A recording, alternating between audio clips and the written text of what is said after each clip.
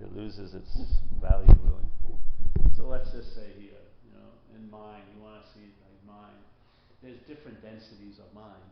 So there's mind appearing, yeah, and then there's mind that has the imminence of appearance or potential appearance. Let's say thought streams, and then thought streams find an expression through a thing called you. And by entertaining the thoughts, there can be an action that aligns itself with those thoughts, and then there's an event happens, seemingly based on those thoughts. Yeah, that guy's out to get me. I'm going to get him first, and then something happens, and it seems to have been a thought or a thought stream was there. It activated the conditioning of the apparatus. The conditioning apparatus reacted, and then there was an action. Well, then that mind thought found expression. It showed up. It had an appearance here on the stage. Yeah, it created some drama or some excitement or from incomprehensible demoralization. Many things. Again, happiness, joy. It can produce a lot of things. Yes, but it's not really manifesting. It's manifesting to you. You're aware of them as a thought, but no one else is seeing your quote unquote thought at that time. Yeah, they're witnessing other thoughts. Yeah, so the thoughts are constantly hovering around, and then there's emotions and feelings that are seeking expression, and they find it here through what? Us. We're the facilitator of experience. Yeah, because we're conscious, and so we can be conscious of an experience, and then we're self-conscious, so we become conscious of that there's someone having the experience, and that makes up a story. Yeah. Animals don't have stories. We give them stories, and when we make those stupid movies, animated movies, where we have dogs and cats talking, and we give them a story like a person, but the cats and dogs don't have stories. They're conscious. Yeah, but there's no one that's aware of being conscious. Like I'm, Fido. I'm Biff. You know what I mean? Some fucking name and form that was given to the dog. It's now claiming all the experiences and collecting them in Biffism, so to speak. And this makes me Biff. I go here, I shit there, I smell that ass, I do this. This is what comprises Biff. I'm biffing right now. It's not happening. They're just experiencing these experiences. They're having experiences, yeah? Mostly rooted in instinctual drives, yeah? And then they get socially constrained by us if we domesticate them. And if we can't domesticate them, we shoot them or kill them, usually. Because they're bothering us, or they're a threat to us, yeah? But a human, something manifests through it, and then the human it's self-conscious, so therefore it has a feeling of being a self, so that feeling of being a self sort of collects the experience. So it's not really a clean experience. It's sort of claimed by a mental process. The mental process is producing the feeling of being a self, which is, I would call selfing, yeah? Selfing is not what's driving you crazy. It's the feeling of being a you-driven crazy. That's the product of selfing. The feeling of being a you that can be driven crazy, that's the product of selfing. Yeah? The product of selfing isn't to drive you crazy. The product of selfing is to initiate a sense, a very strong sense, that there's a you that can be driven crazy. And therefore, if there's a you that can be driven crazy, there's a you that cannot be driven crazy, which causes a huge amount of seeking not to be driven crazy, which drives you crazy even more. Yeah? Because it's a failed system. You know what I mean? So as soon as it entertains the possibility that I'm getting screwed, of course it seeks the possibility of not being screwed. Yeah? And so it's constantly spurring on mental activity to figure out how I cannot be screwed, and really that's the primary screwing. Yeah? Because now you're obsessed with the idea of being a self. Yeah? When you're obsessed with the idea of being a self, life is never, very rarely experienced or held as happening. It's happening to you all the time. Yeah? So immediately, you're now living at the end of a mental tunnel of interpretation. You're like the depository of all of those takes about life happening to a you. You now become that. You become all the possibility the mind entertains about what it could mean to life be happening to me, what it could mean that this is occurring or not occurring, and what it could mean. And it just floods, yes? It floods the space with tons of meaning about life in relationship to you. Yeah? What does it mean to me? What is that? And then we can pontificate about philosophies, about what's happening. But basically, they're all usually based on the fact that there's a you, and it's something's happening to. Yeah, something's happening to that you, and that you wants to figure out what the hell is going on, with the hopes that it would give it an advantage to maybe sort of jip and jive from what's happening to it. You know what I mean? It's like running down the hallway of shitting fans, and it's trying to figure out how can I, it's like a gauntlet. How can I not get hit with so much shit? Yeah. So there's philosophies about what shit and this and that, but you're still having the experience of getting hit with shit. The philosophy really doesn't work. You just have a story. I haven't been hit by shit, but you're stinking and it's all over your face. No, there's no shit and there's no face. It doesn't really hold water. That's what mostly minds are doing. They're trying to escape the results of the possibilities that they're entertaining. Really. So you're entertaining, you're separate, and entertaining separation brings on a lot of mental possibilities that you're probably not aware of. You're thinking maybe I'll be special and I'll be right and I'll be so unique, everyone will want to be with me to get a little bit of that uniqueness to rub off, but you don't understand how the conditional mind views separation. It can view separation in a very hellish way. It can view separation as, I really need to be loved and I've never been loved this whole life. Yes? It can have some exquisite stories about the trials and tribulations of such a unique person in the realm of separation. You can write books on it and poems on it and put music on it and everything like that. But the fundamental dynamic doesn't get lifted, yes? There's a you that life is happening to. This idea, this message is to question that you, not so much what's happening. Because what's happening is mostly an interpretation by mind from the point of view of self-centeredness. That's what's happening. And you may think it seems very unique to you, but that's part of its interpretation is the terminal uniqueness. So that you are isolated and that you won't be able to entertain a possibility of being free because no one knows how you feel. No one's had the thoughts you've had. No one's been through the situations you've been through. Or whatever may be a physical condition is your little flagpole of uniqueness. And the mind rallies around it all fucking day. And it writes a great story about it. And in that story, obviously you feel like someone who could get out of the story. So let's say if shit's really happening and you entertain you really entertain you could be out of it, but you're not seemingly out of it, it makes it worse being in it, doesn't it? When you're in shit and you can entertain you could be out of it, but that entertaining never takes you out of it, it makes it worse being in it. Because you believe it could be different, yeah? That's what the mind does. That's why people have their love of their life, but when they're with them, they could care less about them. But when that love of the life leaves, then they become the love of their life. My source of happiness has left me. Well, you were living right with the source of happiness for a few years. You didn't seem to be drinking from that source that much. You know what I mean? But now that it's gone, it suddenly becomes the elixir of all elixirs. You have to see what mind's doing, yeah? It dramatizes the lack of something by the wanting of it. Yeah? That's what it does. And a lot of times, if you notice in life, when you've been put on the dime and actually get what you want, see what happens. You usually can't dance with it long, because that's not what mind really wanted. What mind really wanted was to want it. It didn't want to have it. Because as soon as it has it, it's put on the dime, so it has to want something else. Because it just wants to stay in the seeking mode. It has no intention of finding. The last thing it wants to do is find the solution.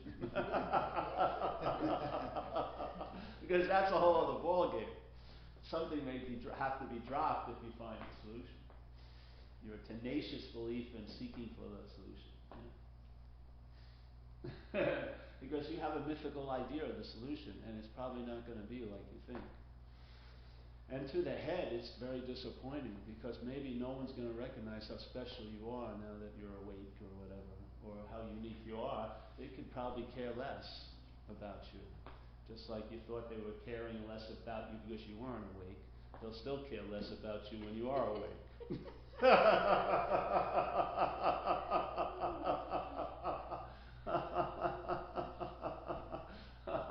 So you have to see the mental carrots are not meant to be caught. It's just meant to be, so the mind's engine of seeking can stay going, lubricated and really well oiled and fueled up. It doesn't know, it doesn't want to find. So the system has its own limitations, yeah? Self can't get out of self. So if the mind is taking itself to be you, the you can never get out of the you. The you can't transcend the you. It doesn't exist anywhere other than in this mental process of selfing. There is no self. Yeah? There is no self. There's no individual entity. Yeah? It isn't. It's a production of a mental process. So you have to see its only relevance is in the mental process. It can't transcend the mental process and be a self. Yeah? And there's a lot of mind's modality has no self as a center. It's centered in something other than self. Yeah? That's what we were talking the other night about. Most people are self-centered, and then there's a possibility of being centered. Yeah? And centered doesn't mean it's in any fixed location. It's actually everywhere. That's the beauty of being centered. Because wherever you are, that's the center of it. Yeah? In self-centeredness, wherever you are is not where you're centered in. You're centered in past and future. Yeah? That's what self is. Self is in a mental realm of time. So its here is not here. It's a mental here. It's a here of there and then. It's a lot of past in it, and there's a lot of future expectation and anticipation in it. So it's drenched with the mental possibility of yesterday and tomorrow, the here of the mind. That's not here. Here is not of that. Here is not of that. Here is best captured by what you call a pause here. When there's a pause in your little linear story of life, something happens and the engine of selfing stops for maybe a second or two, and then there's a pause. You think it's a moment, but it's really not a moment. It doesn't have a time quality to it. Yeah, we bookend it with, I wasn't feeling the pause, and now I'm not feeling the pause. So you put the pause into time when it's interpreted, but it's not of time. Yeah, when you're in it, you'll know. You sense it. There's no time, and therefore it's laden with possibility because it's timeless. Yeah. Overrides anything to do with time. So what took like 30 years to build up, some bullshit story can be in a nanosecond, in a pause, really. What you thought was a constant bonding agent applied day after day can be weakened like that in a pause because it's timeless, and the solution is timeless. All solutions in time are failed because they're not going to lead to timelessness. Maybe they'll lead to an exhaustion in the reliance on a timed solution, which could lead to timelessness, but any time process isn't going to lead to timelessness. Timelessness interrupts time processes. Yeah, it's just like that. So the pause is like an obvious moment a lot of us have had that you can recognize the timeless solution. It's a pause. Yeah, in that pause, that can go on eternally. Yeah, it really can. It is going on eternally, actually. The mental interpretation goes on about time, but the pause is what's actually truly going on. Just space and empty mind, yeah? Yeah. The time is like a story running along with it. It's not running along with it because it's not moving, it's just all there is. But it's running. There's a time, it's like a ticker tape at the bottom of a screen telling a story about just one holistic picture, breaking it into days and events and situations and different people just slicing it, yeah, and producing a feeling of time, of like continuum, but it's just produced, it's not a real. What's really happening, every pause is in and of itself the same pause. If you had a pause when you were young, and then you had one, let's say, 8 years ago, and then right now, they'd all have the same quality. There'd be no difference between the pause of 8 years ago and now, because it's not a time. Yeah? It's a timeless little, like, slice of life. Yeah? It's the whole pie, but we see it as a slice. Yeah? But that slice, what it does, just like that hologram, it represents the whole pie. In a pause, you sense timelessness. Yeah? Once mind gets onto the scent of timelessness, it starts seeing one of the qualities of its own nature. And then it starts denying the acquired nature of the conditional self. Yeah? That I'm a time creature, and yes, I have to work and do this and do that to produce this effect. That works here in building something, yeah? But it doesn't work in knowing your own nature. It doesn't work, I don't believe. It just doesn't work. It's misapplication. It's like something that works with building a truck or a car, but it doesn't work in knowing yourself or knowing the truth. Well, you can't know the truth. You are the truth. But it doesn't work in that kind of knowledge. You can't place a time-based process on it. It's not going to produce timelessness. Timelessness isn't produced. It's just recognized. Yeah, it's just in the recognition. It's not a production. You can't achieve that recognition. It's a recognition. It's just. It's like unbridled mind seeing. Yeah, and inherently you are unbridled mind. We're acting as if we're conditional mind, but that's just an act. We are unbridled mind. So while every moment supposedly looking at things and perceiving things as separate and solid and real and all like that, all the while the dream is under production, the context of the dream is available because it's mind. It's mind that's dreaming. Yeah, the mind is not in the dream. The mind is dreaming.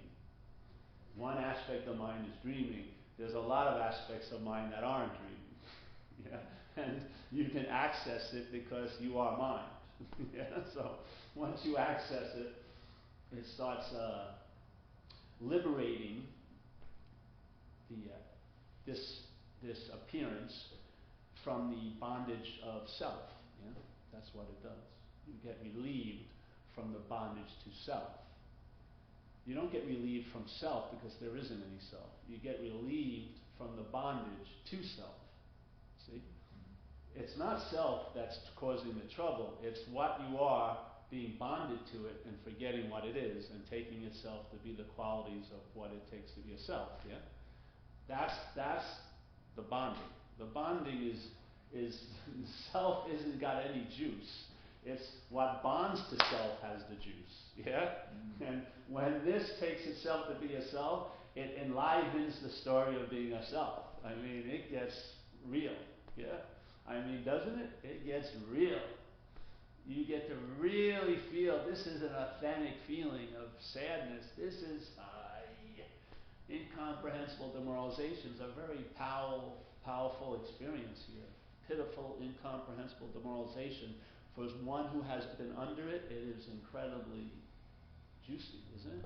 It's not, there is nothing called pitiful, incomprehensible demoralization that you finally was dragged to and then had to lay on, and then, oh, I got incomprehensible demoralization, like, sleeping on a bad bed. Oh, yeah. No, it's something, it's what happens when the mind takes itself to be so much the self, it can make experiences of incomprehensible demoralization in such a forgetting of my own nature and such a taking this nature to be real, it can be extremely painful. Yeah? It can produce an exquisite suffering. Yeah? Really. But it isn't, there is no thing called demoralization that's producing it. It's the mind being convinced of what it's not, and then being in certain circumstances as that which it's not produces it. Yeah? So it is a delusion. It is an illusion, in a sense, produced by certain factors. And I would say ignorance or the ignoring of our own nature is the biggest factor. When the mind ignores its own nature and takes on the total qualities it assumes a self would have, it can really produce its own little private Idaho of hell, you know. It's pretty dramatic. I've been there, you know, and a lot of people in this room have been there. It's a pretty damn good production. It feels as real as real can be to you. You'd be sitting right next to someone else and they're having a great day, but you're seemingly in hell. That's the power of subjectivity. Subjectivity is of mind. It's not from objects. Nothing has an objective meaning other than what the subjectiveness gives to it. Yeah? There is no thing here that has an objective meaning. It's all about what the subjective gives it to. Yeah? It gives the meaning to it. And if that subjectiveness is hook, line, and sinker, taking itself to be a limited, frail little apparatus that at every possibility during a day may not get what it wants or what it needs or lose what it has, it can produce very, very dense forms of anxiety for that apparatus. I mean, it's you know, the mind can entertain unbelievable things, and it can entertain separation. And it's doing so right now in many of our lives. It's entertaining what a mind in a condition in a certain way can entertain what separation could be like. And there are people sitting in a hotel room right now at 6th and Market going through that hell, trying to drink some cheap vodka to try to stop it, try to get some relief. And that's a total logical solution at that point where they're at. Where the mind has gotten to, that's a fucking logical solution. Let's get oblivious. Let's just go unconscious. The most beautiful gift of all, being conscious, you don't want. You want to be unconscious. That's an incredible level of bondage to self. That consciousness itself would want to become unconscious at all costs. That's a profound interpretation, don't you think? So this is about seeing what could facilitate such an event becoming commonplace for a lot of people I know. What would facilitate that happening? I would say it starts with the misidentification of mind. When mind takes itself to be something it's not, then all of its ability to entertain is now funneled through that vision of being a limited self that maybe has a belief that it's never going to be loved. And then all that awareness gets to be enslaved to that idea to prove that to be right in a life. It's a very powerful light that's being magnified by this very weird, distorted lens called self-centeredness. And it can produce a lot of appearances. It can make hell. It really can, for many people. And some of that hell will be dragged out in time. Like, people have killed people in blackouts, and now they're in jail the rest of their life, and they don't even remember the event that put them in jail.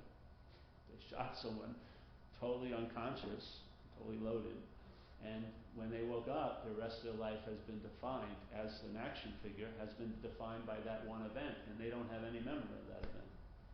They don't know why they killed the person, they know nothing.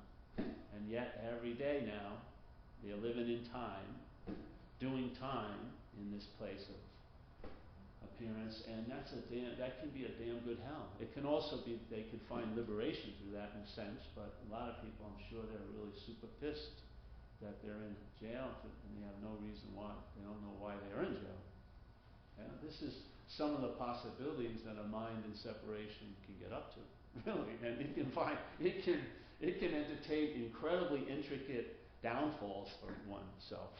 Yeah, where you have no idea how you fell down that slide, and you could never have done it justice what it was going to be like when you ended up in that space that now you're residing in. Yeah, no fucking way.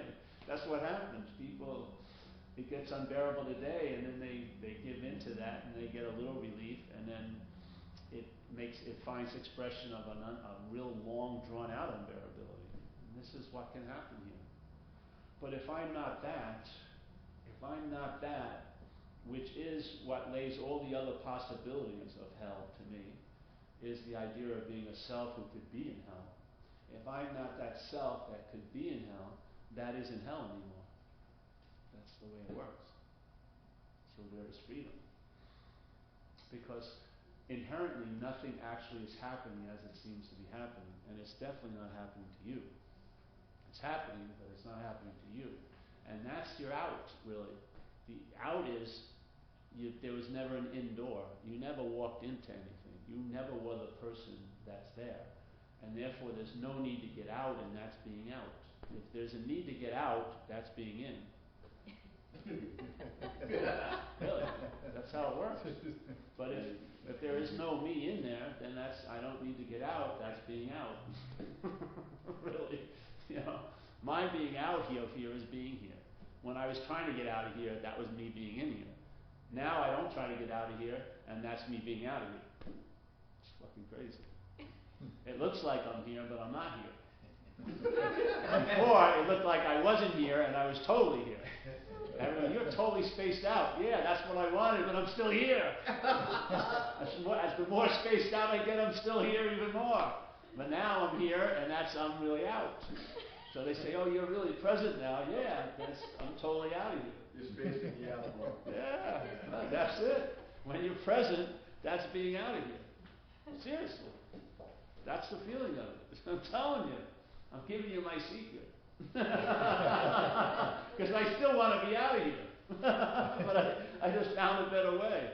Just be here. And the fact is, there's not even a suggestion or a command. You are here. You can't, there's no choice of being here. This is it. So it's totally choicelessness in a way. That's the solution.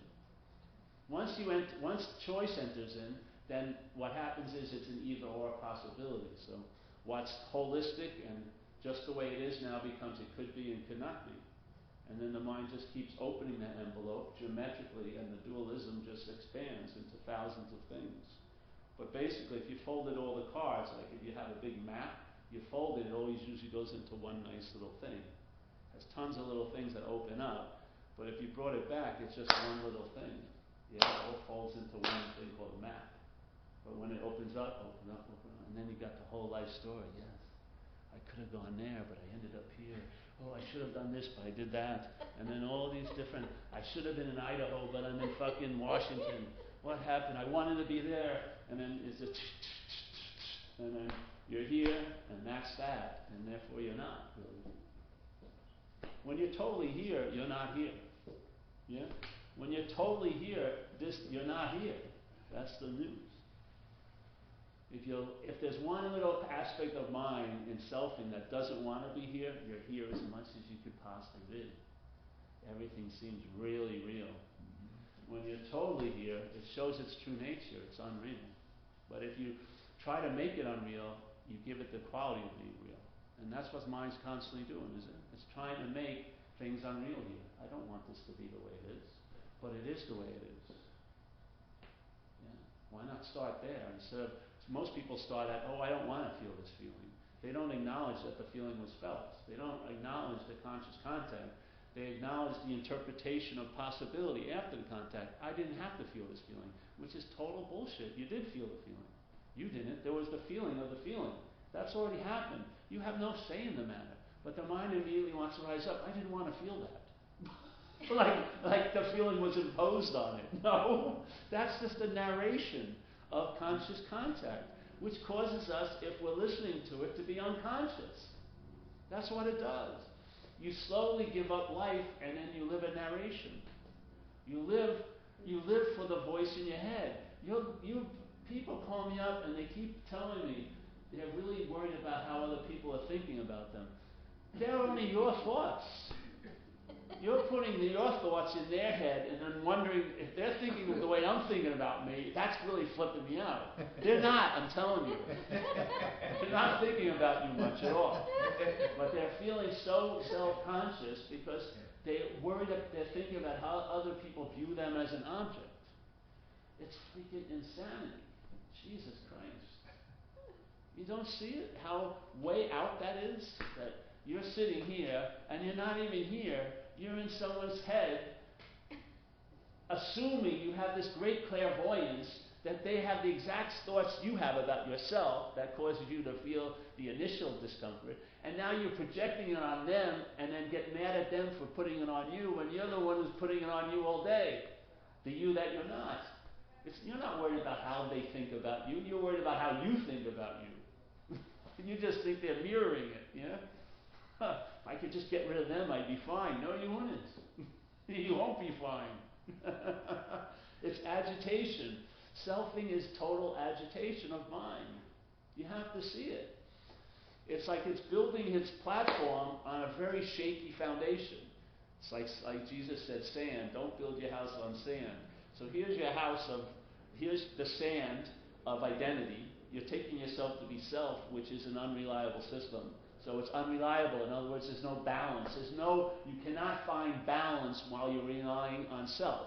If you're relying on self, or self-reliance, it's unreliable.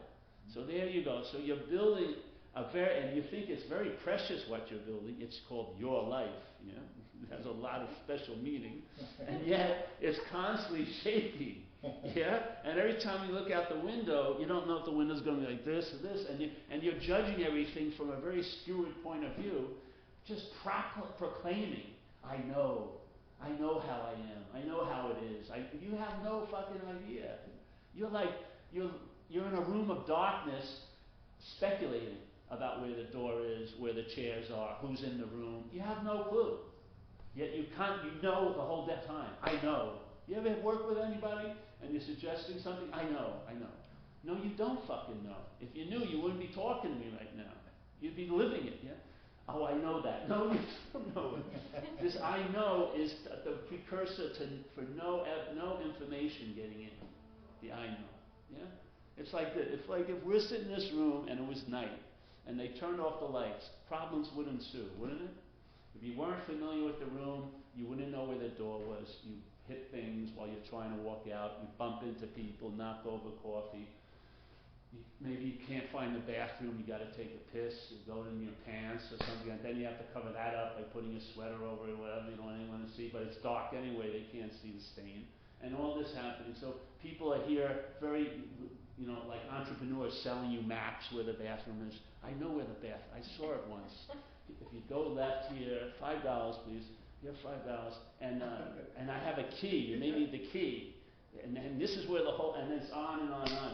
And then you buy knee pads so you stop hurting yourself, banging into things, and everyone just sort of succumbs to the reality of the darkness instead of just finding the light switch, turning on the light. Once this light, you don't need a map. You know the door. You see it. You know it says bathroom. You read it. You don't hit the chairs anymore. You're not spilling coffee because you can see. Yes? See. Awareness is the key. Awareness is the missing element. We're conscious, but we're not aware. We're so aware of being something, we become unaware of being conscious. We're not aware of our own nature, which is consciousness or a spirit. We're unaware of it. We're hyper aware of how we look, maybe, or how we think we look, and what we have, and the exact amount of money we have in our checking account. We're consciously hyper aware of all that, and maybe what we think people are thinking of us, and all the thoughts about us, but we're very unaware of being conscious. We're not aware. We take it for granted. We don't sense the seeing of an object. We see the thoughts about the seeing of the object. We're totally engulfed in the idea of the narration instead of the real game of life, which is living, which is seeing, hearing, feeling, tasting, touching. And what that possibility of seeing implies is that there's not a seer, there's just seeing. There's just awareness. There's no seer. The seer is not you. Paul is not seeing. Seeing is seeing. Seeing is hearing. Seeing is tasting. Seeing is feeling. Seeing is seeing. Seeing is what's making contact through all these gates of the senses. Seeing is, or awareness. That's what I am. I am that awareness which is seeing, which is hearing, which is feeling, which is tasting, which is touching. And it has an onness to it. It's like a buzz. You can sense it.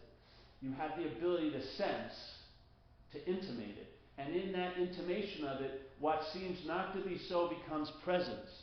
Because it is presence. But it becomes presence to you because you're now aware of it. It's always been presence, but you are now aware of the presence. Yes? As it appears in space. Well, it is space. You can sense it. While you're living, you're on, and that onness is like a generator in a way. There's a certain hum it puts out. Yeah? That hum is like the onness. That's the being. That's what I am. Everything issues from that. Not, this isn't what's being. This issues from being. There's nothing prior to being. Yeah? I am not here. I am not the one that's seeing. Yeah? Seeing is actually seeing the production of the feeling of being the one that's seeing. Seeing is seeing the selfing. Seeing is seeing the mental process. Yeah? Seeing just doesn't see things, it sees subtler things, like thoughts. It sees it. It sees. And in the seeing of that which is producing the feeling of self, I must not be what that produces, because I'm seeing it. I am prior to what's producing the feeling of being me. And for me, if I'm me and that's what I am, there's nothing prior to that. Me starts with me, but me doesn't start with me. Me starts with I, the I of awareness. Yeah?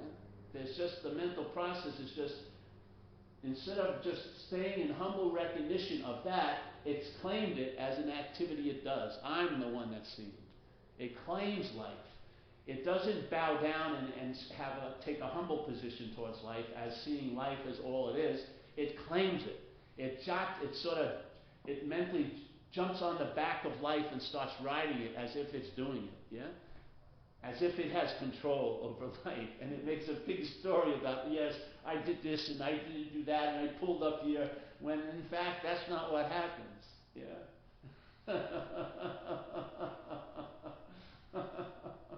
But the mental process is adamant about believing it can put itself prior to the seeing, as if the seeing is something I do. Well, then stop. Try not to see when your eyes open and the bird flies by the window. Try not to see the bird.